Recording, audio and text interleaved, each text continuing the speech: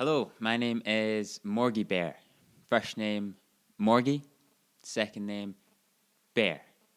Like a little grizzly bear or a big grizzly bear. and also and also other bears too. It's not just I'm like all bears.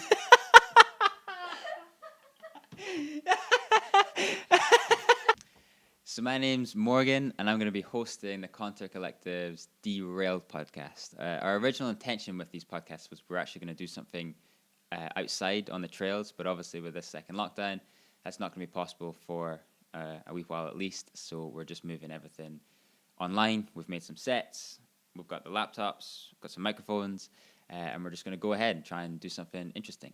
We thought it would be a good idea to start with the two founding members of the Contour Collective. So that's Christopher Gallagher and Chris Hutchens.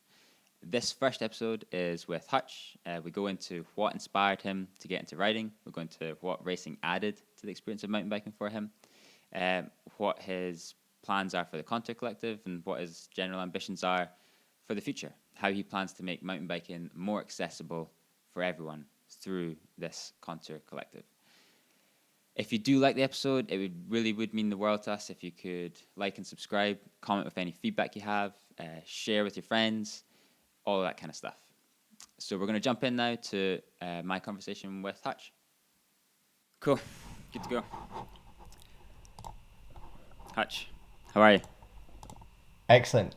Yeah, good to speak to you, Morg, and excited to kick this off today. Yeah, absolutely. Where are you at the moment? I'm down in Bristol. In Bristol? So it's the snow's disappeared, so I got out for a pretty nice ride, hot laps around Ashton Court, which was good fun. Is the riding quite good down there? Loads of good riding. More so when we're not in a lockdown. South Wales is like 45 minutes an hour away. I've not been there since 4 or 5 months now. Really missing it. How does the riding down there compare to Scotland?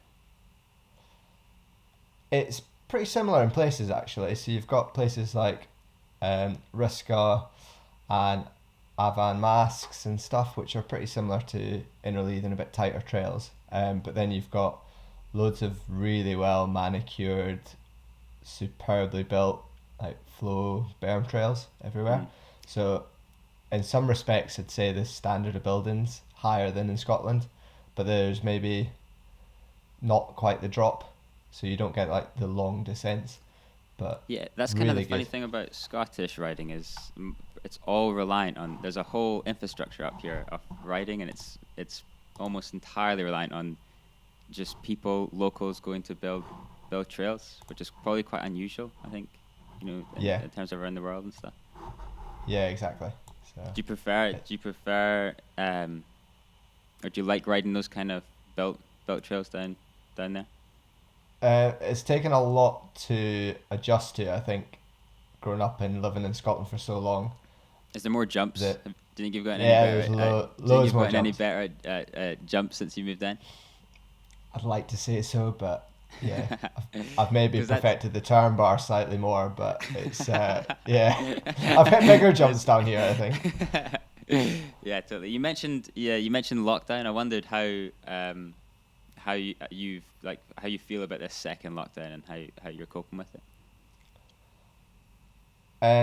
Is this the second or third? I'm not really sure. It's just been so busy with getting the Contour Collective off the ground, trying to keep training, and in the process of moving house. So it's all a bit busy. So I've not really had the time to really fully reflect. It's been quite hard getting back into work after Christmas.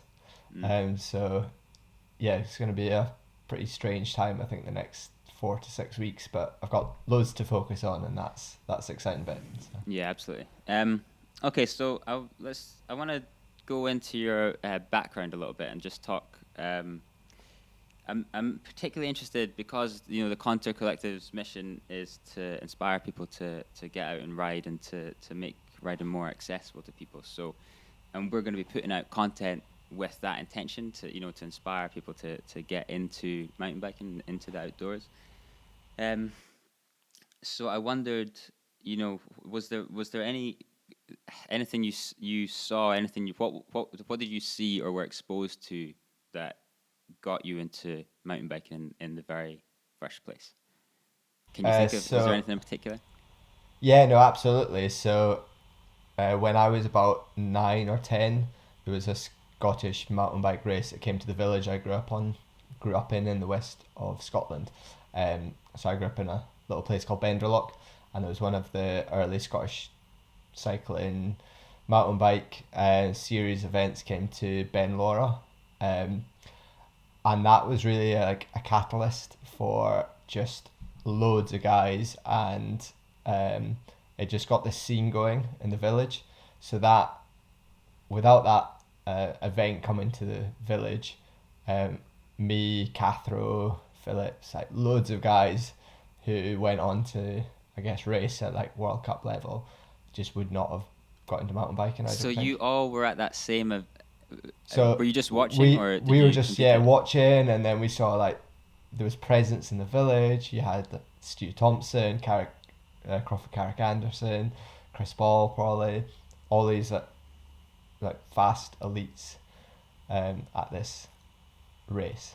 And were you there with Cathro and stuff? So Had you? I wasn't at the race, but there was friends who were, and then they kind of got me into riding. So that was about a couple of months really. After then I started riding those tracks. So while I didn't actually watch the race, I knew it was going on, and yeah, it was pretty exciting. Yeah, absolutely. I remember hearing about they had some downhill, one of those downtown races in Edinburgh. It wasn't what got me into riding, but I remember it just being such a big deal, having an event. It just seemed like the coolest thing in the world, and having it so close was especially sort of inspiring. So it was actually a mountain bike event that planted the seed for you. The mountain for definitely. Riding. That's And interesting. I'm sure now with like World Cups and stuff like that keep coming to the UK year on year, that's probably had a similar sort of impact on totally. loads Yeah, of young kids. especially around that area.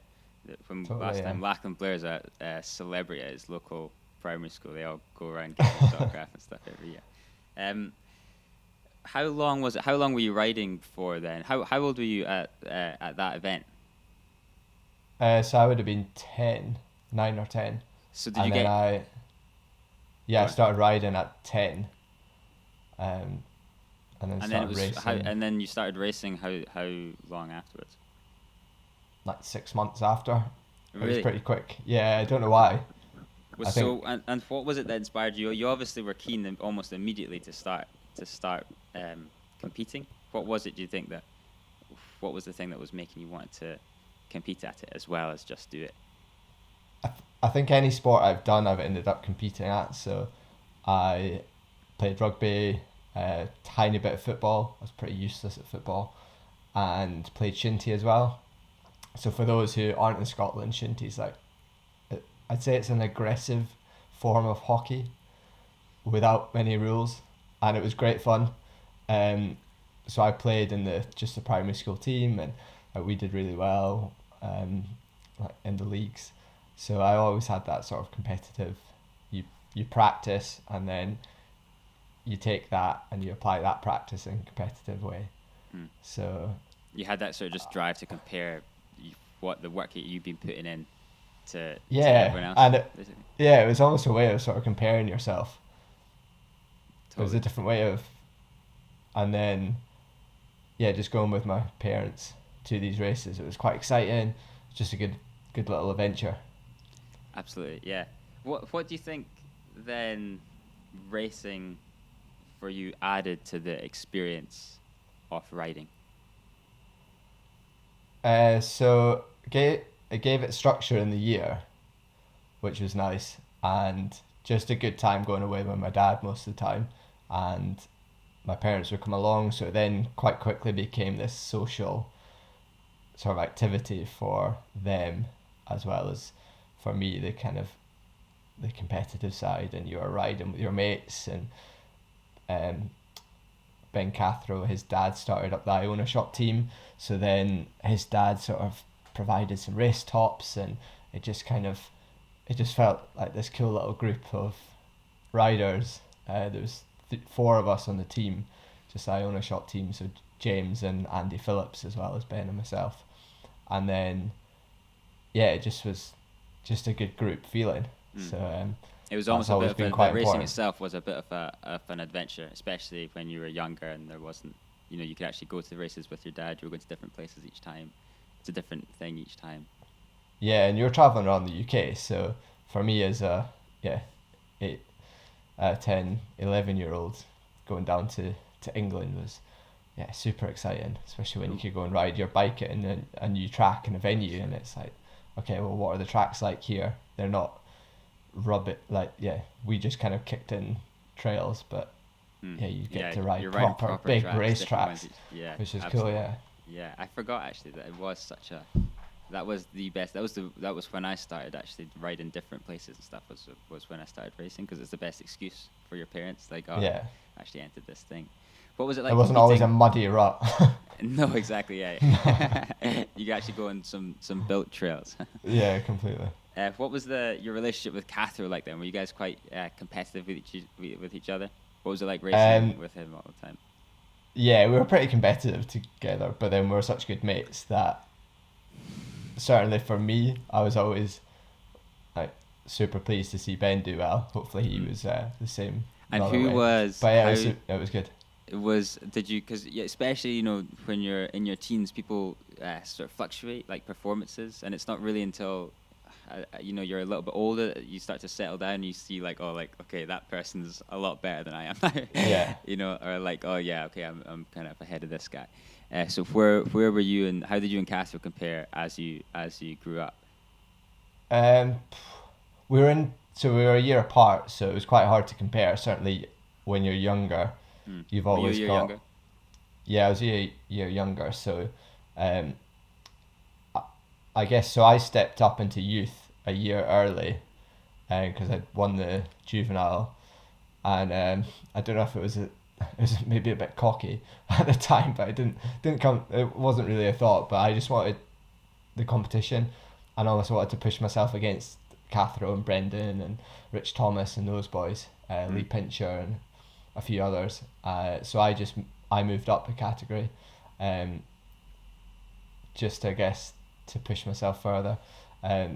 Paid off, because I ended up, I think in that year or earlier, getting national podium behind Brendan and Rich Thomas at Fort William, and I was this like skinny little 13, 14-year-old, I can't remember at the time, and they always just seemed so much bigger and more mature and older, and especially Ben, who is he's still about a foot or two taller than me. But yeah, like Ben's always been like just that little bit ahead of me, like that 1 or 2%, like most of the time. But it was always good to get one up on him. I think it's probably quite good for your in terms of your. I mean, certainly for me, in terms of my like riding development, it was very intertwined with racing, and racing definitely pushed my. I became a better rider through racing. Do you think?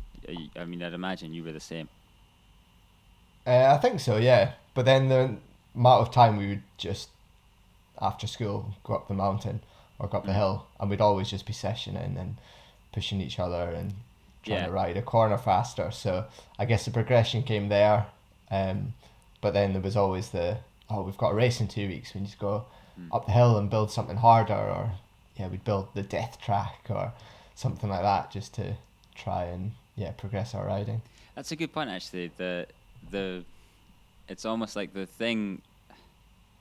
Maybe racing, like the competitive side of riding was kind of there before. That's like just the only reason you go into the racing. But whether you're racing or not, I mean, it's even like I don't race particularly anymore, but I still just try and ride as fast as I can, every time I go riding. So that doesn't really change too much. The other day we were talking about sort of like how much fun the travel was, and what the experience of travel between the races is. Looking back on your whole racing career, what are the best what are the memories of not so much the racing, but the traveling and the riding in between the racing? What are the memories that stand out for you? Yeah, they're pretty varied. Lots of lots of good times, lots of like stressful times. I suppose early memories of travelling was probably disappearing off to my first World Cups with Ben and Ian Cookson, and thankfully, I guess the first World Cup I went to, I think it was Schladming, and me, Ben, and Ian Fun. disappeared off in Ben's car. Those two were driving, taking it in turns, but then I was designated um, to keep them awake, which was great, but it meant that I just couldn't sleep. And then they'd go in the back of the van and try and sleep, completely like real sketchy. So then I tried to get a stint in the back of the van and just, I think Ben had a bulkhead in his van, and we set up this air mattress in the back so we could go down the autobahn, and it just completely freaked me out. So I think I got to the race and a day and a half of driving, having slept about 3 hours. Not the best way to start a World Cup, but that seemed to be the way you would do it back Especially then. Especially when you're young. I mean, yeah, we were chatting as well the other day. Like, but what it's to be like in your late teens or whatever, and then just off to Europe to race mountain bikes. You end up in all kinds of sort of dumb situations like that. But it is such an adventure. Yeah, no, it was good. I was looking through your Instagram today in preparation for this podcast, and I forgot actually that you were involved in the whole the black skin suit, the rubber skin suit. Yeah. And I didn't realize as There's well. not photo evidence, is there, of that? I think Crystal did actually. I don't know if he has it now. He doesn't. Oh, thanks, Krista.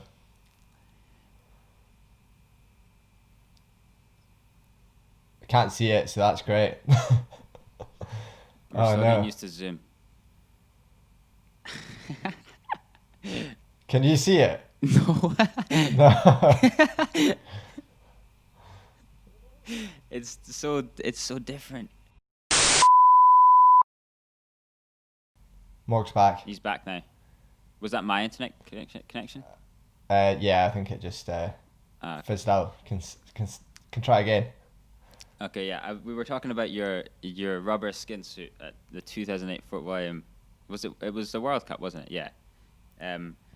Yeah. I just wanted to know, what was it noticeable, the difference, like wearing that thing? Did it contribute to your result that day? Yeah, definitely. Yes, it did contribute to it. I think the most noticeable thing was just the acceleration. You could get up to speed really quickly. So it was fast. It would be interesting if they had the splits that they do now, just where exactly the speed was gained. I think at the top, where you had some of the sort of higher gradient stuff, open fast stuff, they probably just got up to a really high sort of max speed there. It was too hot though. By the bottom, I was just, I couldn't wait to get it off because it was quite restrictive, and it had this. Obviously, it was quite a shiny black, and it was a really hot day, and it was pretty unbearable, to be honest. So, yeah, it was an interesting experience. It's funny though, because it's kind of a big part of like mountain bike history. Because was it not after you guys wore that they banned them? Yeah. So the UCI obviously didn't like the look of it, or some of the riders. I guess there's always been a history of skin suits. So Fabien Barel, and you've had, I think, over the years, different riders wear them, and they are quick, and for a time of sport it kind of makes sense, but from a style point, completely agree, it's not the most flattering, but now riders are basically wearing skin suits, but they don't look like them. Yeah, they're just tighter clothes. Different material, it's tighter, they've got this like pinch rule.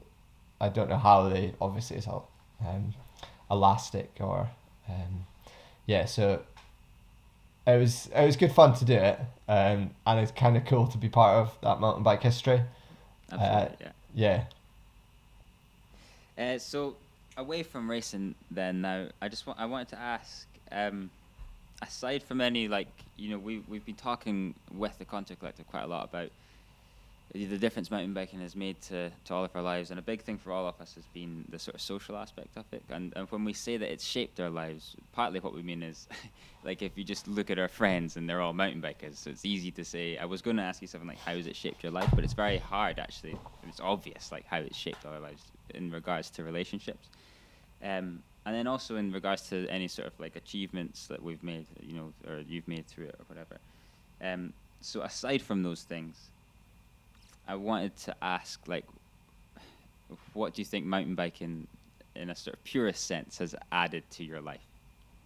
Yeah, I guess it's given me the ability sort of to channel my energy into something. And yeah, as you said, you make all these friends and relationships, and the people you meet are amazing. But then all the, like, other things that it's given me, so while it's got the travel, it's allowed me to sort of get involved in projects, do some coaching. There's all these avenues that mountain biking kind of give you, so you learn just so much from doing those. So there's always something you can take on. So I guess the Contour Collective is almost, for me, a bit of a natural stepping stone. So it's just a way of trying to contribute back something exciting. And just working with different people is always super inspiring. So the number of my friends and over the years that just do incredible things actually through cycling and sport, which is pretty inspiring to see. So it does give you just good life skills, I guess. Whether you use that in the sport or outside, it's quite cool.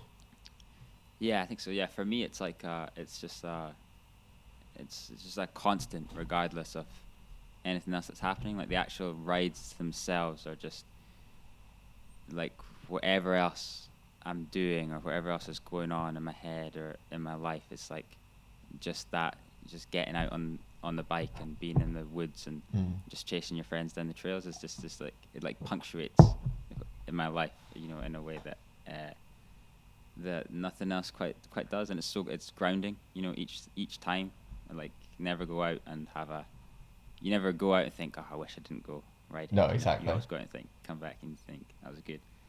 And yeah, when you do go out riding, sometimes it just resets you completely. And I lead a fairly busy life, largely because of bikes, and just juggling everything. But when you've got a slot to go out riding, it's awesome. So good. Yeah, it's almost like, you know, you're in different places and you're with different people, but you're in the same place. You go to the same place each time, and that place is constant, you know. I wondered what trips you've been on outside of racing, what, like, adventures you've had on the bike that stand out for you. Yeah, I guess the majority of my trips abroad and around the world have been to races. Certainly as a family used to go to France and Morzine as a family quite a lot. So for me, that period between sort of, I don't know, 14 and 18 when I would go on family holidays was always really cool, and actually gave me a lot of time during the summer holidays to just go and ride for fun.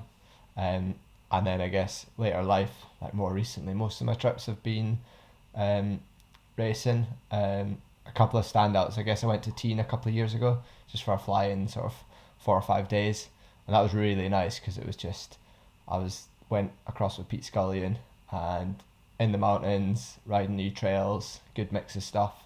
And I always quite like those adventure trips where you go and explore new places, or you get off the beaten track, so getting a guide or someone that just knows the stuff which isn't marked on a map. Just those are the days you remember.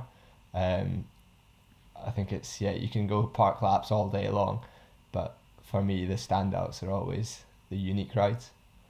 Totally. I think, like, there's people that are attracted to competing in any sport are also going to be, even if you're going away and you're not competing, you're still looking for the same thing as what a race gives you, you know. So like going like a ski touring or like mountaineering or something, like, or even like on a big bike packing adventure, like they're really challenging in the same way that races is challenging. So you kind of, because my next question was just, I'm guessing like even if you do go away, you don't just go away. You're usually looking for a challenge, in these sort of trips. Is that right? Yeah, whether that's pushing yourself and trying to get the most. I think probably more recently racing sort of taken a different meaning, and it was always chasing like the highest placing. But now I'm kind of, when I go on the race trips, it's always, well, what can I do the best personally given my circumstances right now? And then you kind of reflect, okay, well, I rode really well, or you were like pleased that you put a run together that was you could be proud of. So that was, I guess, my aims these days, to sort of piece your riding together so you get that flow and you get that enjoyment from a trip, and also just going and seeing different countries is always such a buzz. Do you think you enjoy it? The race, like, do you think you enjoy it more now than you did when you were younger, or is it the same but just a bit different? It's probably, it is different. When I was younger, it was always the result, and you'd come away from weekends disappointed that you were fourth. Yeah. And like, you still do that now. You can, but it's less important. You realise that actually, if I won this massive race 10 years ago, it doesn't really matter. No, exactly. Like, realistically, it's great, but it's all the things that you take from that, and it's you don't remember necessarily the winning and the race. It's like the riding to do the race. So actually, as long as you enjoy the riding, that's the main thing. Yeah, totally. I remember, you'd look back on the season, regardless, anything could have happened on the race weekend, anything at all. And if the result was good, it was just a great weekend. Yeah. And it could have been like the best, most fun weekend, a great track, just had a lot of fun with your friends, and just a bad result. And it was just, that's the problem with racing, I would say, especially when you don't have that perspective, like, I suppose a slightly more mature perspective, and just the perspective that this is all the same thing. This is all about having fun. Like, no one really cares if I'm 5 seconds faster down a track than, some other person. Yeah, exactly. It's not going to change society, is it? Being no, exactly. Really, like being the quickest racer, but you can get so caught up in it, totally at the time. It's the riding up to the racing. It's going out practicing. It's going for the weekends away with teammates, or just getting a group together to do some big missions, which is training, and it's fun. You try and enjoy it, but some people don't like the training side of racing, but I've always quite enjoyed that structure, and sometimes put myself through a little bit of misery or trying to get out in the cold. That can be quite fun. Yeah, I was going to ask, actually, because for me, one of the things that has never left me but that very much came from competing was I loved just the process, as you say, of competing, and the training and everything, and now I still do all the same. I still do all the same stuff. I just don't compete. I still, train just the same and everything, because I just that was actually something when I started I didn't like at all, and then by the end that was the thing that I actually liked the most about it. Which I'd imagine is that the same for you? Yeah, exactly. And then it just keeps you fit and healthy. I think it's good working with Ben Plenge at the Strength Factory, because he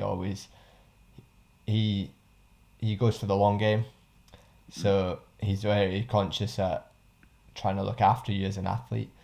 And then he's done some interesting podcasts and talks about riding at riding at 40 and riding to 70. I can't remember exactly the titles, and it's just it's a good sort of philosophy to try and follow.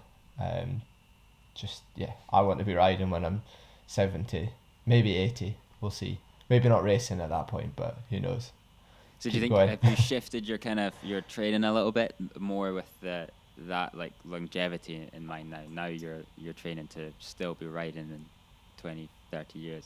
Yeah, I think I've learnt a lot over the last couple of seasons about structuring my training and just looking after myself, mind and body, and just how interconnected they are, and knowing when you just need to ease off a little bit, or you know, that's an important bit, so you're not running yourself into the ground.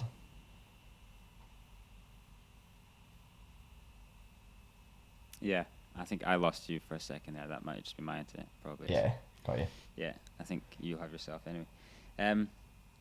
Like that kind of moves on quite nicely then a little bit to the Contour Collective, because that's going to be part of the mission with that is sharing. Be huge, hopefully. Yeah, totally. Is that something you're wanting to be a part of the Contour Collective?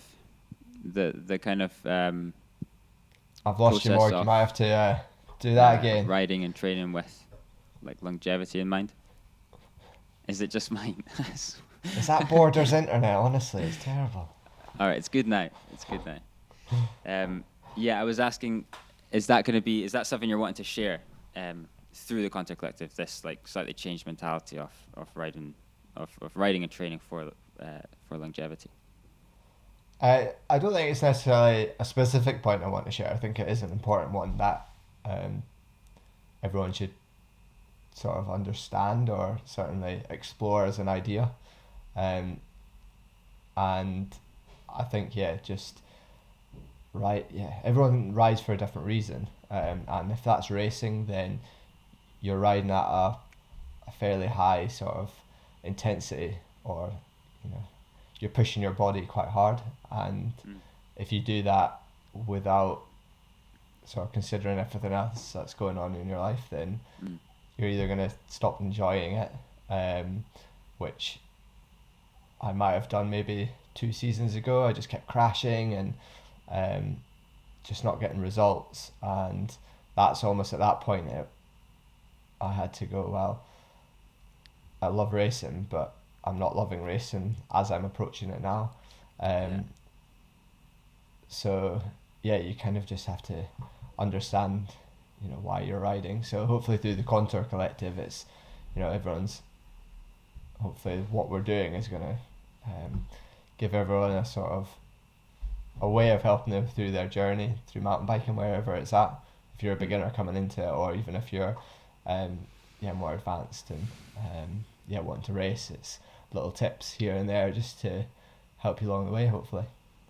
Yeah, exactly. The reason I mentioned it was just that it's, you mentioned mind, body, and not being too. I think the problem with racing is it's too. You can get so tunnel vision, and it becomes very intense, and the results, everything about it becomes very intense. Whereas the Contour Collective is more holistic, and it's like what is it?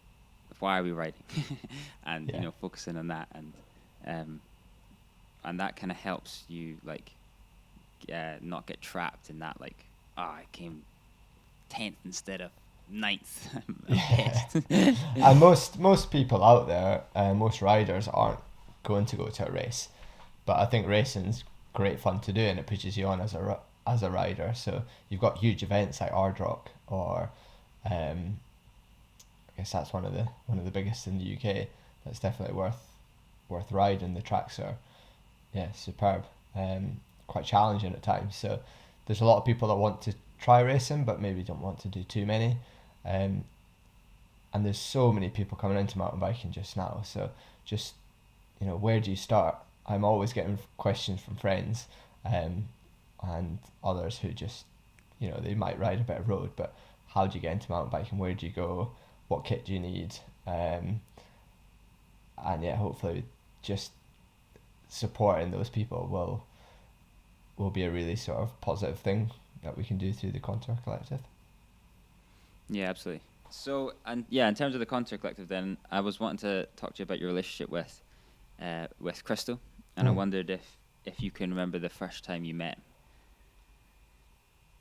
I cannot honestly remember the first time I met Crystal. He certainly started to appear at races. You'd start to see his name on the results sheets more and more, and you could see, when you're practicing at Scottish Enduros, you always see riders. And yeah, Christo definitely impressed me as a rider that was getting fast and putting in the times and moving up the ranks and quite quickly probably. So it was trying to think, I guess. Were those that enduro races? I take it that you were Yeah, first mainly starting? that was sort of more. I certainly remember Crystal more from enduro days, sort of 4, 5, 6 years ago. But I can't really remember when we first met as bike friends. Maybe Crystal can interject and maybe he can remember. My memory's shocking at times. I don't know if I can provide a huge amount of insight into when we first met, but I don't know if you know this, Hutch. And this will be funny to admit this, but Here we go. I've not heard this. I remember in Valberg, EWS, we sort of rode a bit, and I like Yeah, asked you. I think that was probably our like first proper conversation, and I was like asking you a bit about the wide open team, and I was like, maybe if I hang out with Hutch a bit, they'll notice me. Ulterior motives. That is obviously. so calculated. And then 3 years later, his plan worked. I just nah, but if it Long it term was- goals. I mean, yeah, I didn't actually like think that was actually a thing that would happen. You know, it was just like, yeah. But I Your think friendship probably, is all. I think probably that climb up, one of the hideous climbs in Valberg, was probably like our first proper conversation. So Yeah, I imagine it probably was. I do remember you guys parked up in the van in the top ski resort lift, and I was down with Martin Brooks in an apartment down the road. It was kind of a cool venue, pretty strange. And then everyone was just fighting for to get on these uplifts. It was a bit manic. All the Frenchies just running for the queue, so everyone else was politely lined up waiting to get on, and then the load of trucks would arrive, and then it was just free for all. It was a bit frustrating, but yeah, that was probably. I remember that actually. You were in were you in? You were both together in the van, were you? Or were you with I was with Cal McRitchie, and Cal it'd be McRitchie, yeah. 2016, because I was riding the Mondraker that year. Yeah, so if anyone wants to hear me moan about a bike, I will talk about that one. I was hoping you were going to Yeah. have a good Christo first impressions story. There's some other people with Just this guy that would hang around just on the periphery, and I'm sure Jules on the Tools described that as Christo as that, was it not, in the finale? Just a friend at the side for a bit. I didn't know Jules really. I don't know Taj like super well either, but I was always with people that knew them, and they were just like, "Who's this guy that's always like with them?" He's Because around. There was a time me, Liam, and Liam Moynihan and Joe Barnes, we did like a test race at Dunkeld, just the three of us, and Catherine was there as well, and they all know Taj and Jules real well.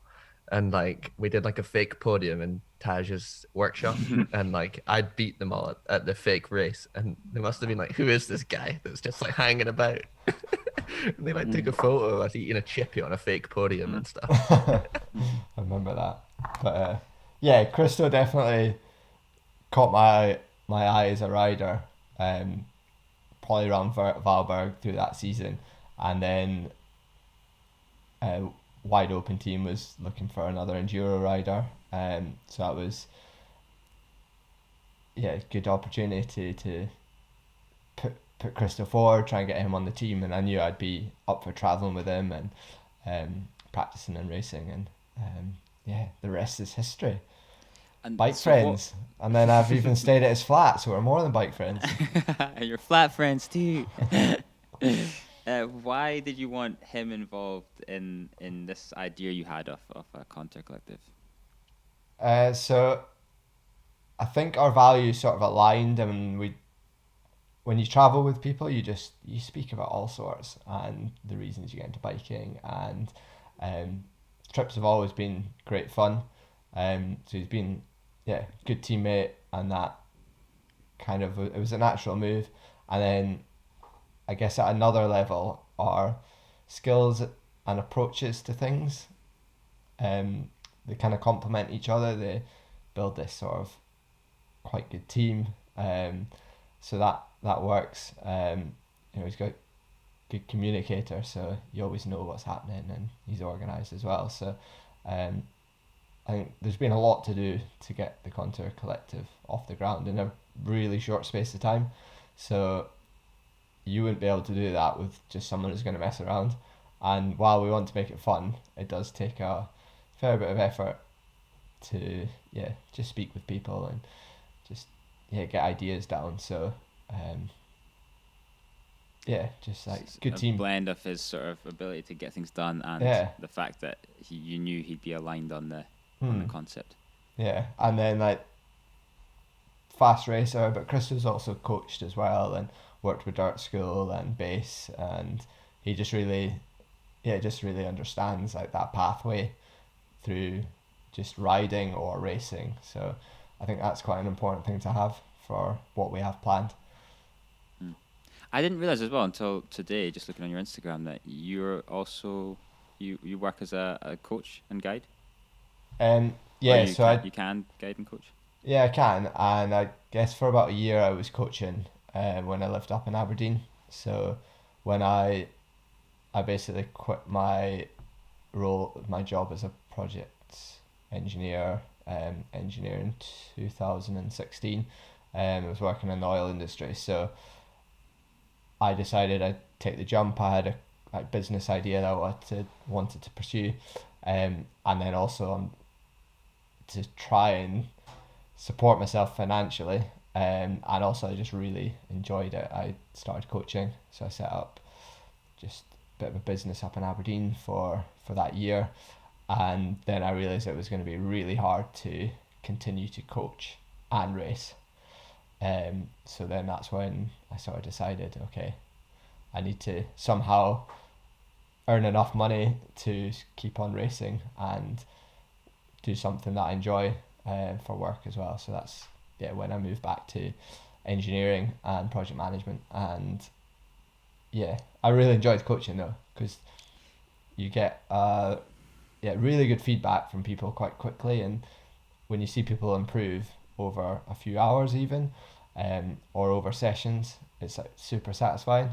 So it was good to sort of help a lot of people up in Aberdeen, and then just get involved in the scene up there and help it sort of grow was good. It must be one of the most relevant bits of like experience you have to draw on for the Contour Collective. I'd imagine coaching is, you're often dealing with people that have maybe just started riding or are new to it, and you're getting to help them, go into this world and ride different tracks and tell them, give them advice or whatever. They're quite aligned, I suppose, the coaching and the Contour Collective. Yeah, I think they are actually. And then throughout my sort of cycling career, I've always tried to get involved in projects and try and like grow the sport in some way. Even just as a catalyst to get things going. So I got Netco going with a friend up in Aberdeen, which has now moved into Gravitate. So that was really cool. And then when I was at school, I started a cycling club, which is still going today, Netco. NAC. So I seem to keep on starting things with N as the start. So that was North Argyll Cycle Club. So I started that with David Ayling. That's still going. So we were actually talking about, they're still using the same logo we scribbled down on paint or PowerPoint or something when I was 14, so what's that, 16 years ago. So just having being involved in those projects is always great to see how it brings people into the sport, and then helps them develop, but also you can't do anything on your own, so I've always realised that it's important to do things to have an impact. It's really difficult to do that as an individual. Totally. It's possible, but I prefer to try and do things with people, and then yeah, it sort of shares the load a bit as well. Mm. And you get great ideas from people, because I've come up with stuff and Christo has gone, what are you talking about? And like, you need that sort of second opinion sometimes. Yeah, absolutely. Yeah, and there's the fact that you guys are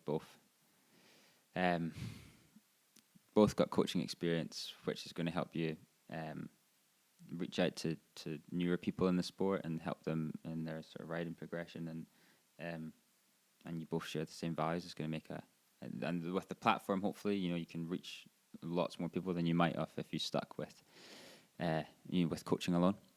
Yeah. Absolutely. In terms of the future, what are your ambitions? Going forward. What's left of? I mean, obviously the Contour Collective, but do you have any racing ambitions left? What are you hoping to do? Yeah, so I still want to race. I want to do a few more EWS, largely for that sort of travel experience, and I like that, pushing myself at the high end, and then away from racing, which I think I'll always do. I'll always be drawn to that. I want to do some sort of bigger adventure trips, and sort of longer form, sort of documentary style content as well. So I really like that process of creating stuff, and I've yet to really put out something that I'm super proud of. So I'd like to go to sort of some more remote areas and just shoot some different stuff, and try and tell a bit more of a story. So intertwine that with some sort of like meaning behind the story, so that it's not just I shred it. I did this corner. Yeah, here's another one. I'm not. That's not. That's not really my riding style these days. Look at this turn bar. I know. Well, I can do that pretty well. But, yeah, hopefully I can just. I kind of want to go and ride in different places, visit all the riders and people that I've met around the world from racing. So, in Australia, New Zealand, like Canada, and I'd love to go to South America and do a bit more riding out there. So I guess. Is there anywhere in particular that's cool. like top of your list? Places you want to go? I'd love to go to Medina Bike Park, which looks insane. Where is that? Which is in Tasmania. Oh, right. And then my dad went out there a fair bit. He did a few trips out there for work when I was younger.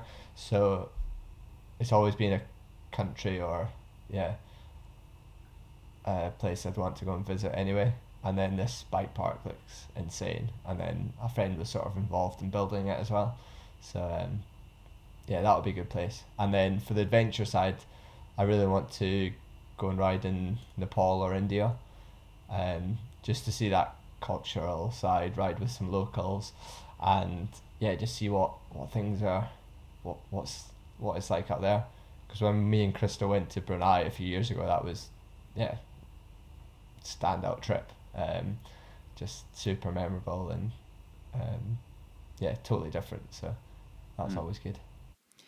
And then finally, in terms of the Contour's mission of making mountain biking more accessible, what do you think are some of the best ways, like in the going forward, that the Contour Collective and maybe the mountain bike community more generally can do to achieve that, to make mountain biking more accessible? So I think there's going to be, or there is already, a huge influx of new people coming into the sport, especially around lockdown. I see it in Bristol, there's a lot of people out on the trails. So it's providing them with information they need to get going and just know where to go to ride, to progress, and giving them sort of material that is useful. And I think the internet's amazing that you can put stuff out there, and a lot of what we will be doing is available out there. So realistically, we're not doing anything groundbreaking and new, but hopefully bringing quite a few things into one place will be quite beneficial, and just like a really nice directory or place to go for people. So spread the Contour yeah, sort of to anyone that that might be getting into mountain biking or is going along that sort of cycling pathway. Um, and yeah, I'm just quite excited to see what the Contour Collective is going to grow into. So we've got quite a few different avenues and ideas, and